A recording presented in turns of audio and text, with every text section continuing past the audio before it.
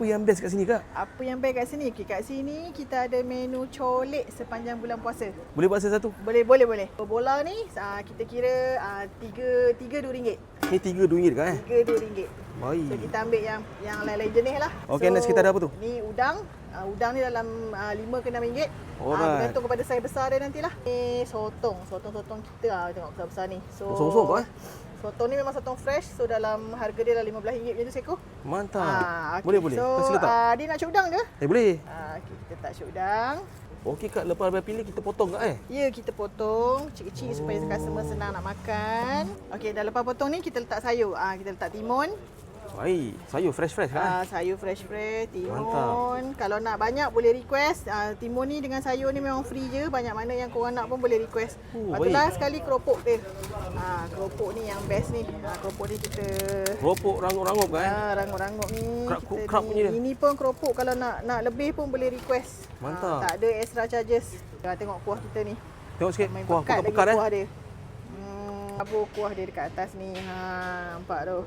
Kalau kuah ni nak lebih, kena tambah tak? Kuah nak tambah pun boleh request je. Kata saya Free nak je? kuah lebih, free je. Kita tak ada charge, tak ada charge. Inilah Ni dah siap lah? Dah siap dah. Mantap. Satu hidangan. Selain bercolek, kita ada pulut ayam. Resepi daripada Bangkok. Ni original Thai Ya, ini memang Tengok original sikit. Thai. Okey, ni pulut ayam kita. Pulut ayam Pulut ayam ni memang kita kukus. Kita kukus pun dalam ni tau. Baik. Okey, ni ayam dia.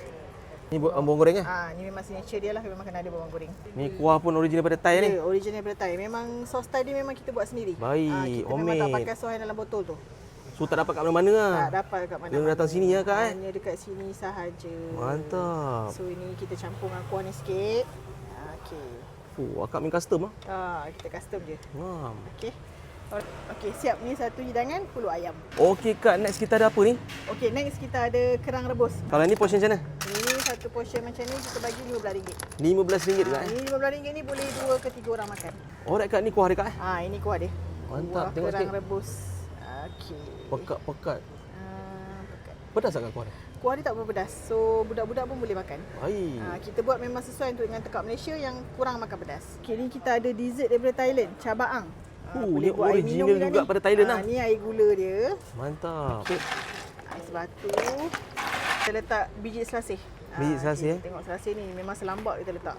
tak kedekut nampak kan? Tak kedekut. So ni cincau ni kita import khas daripada Thailand tau. Dia kenyal-kenyal memang lain. Cincau dia besar-besar Kak Cincau dia besar-besar. Memang dah siap potong dah datangnya pun. Kita letak airnya. Okey Kak, dah siap Kak Okey, dah siap. Inilah kita punya cabaang. cabaang berapa ringgit tadi? Cabaang RM9.90.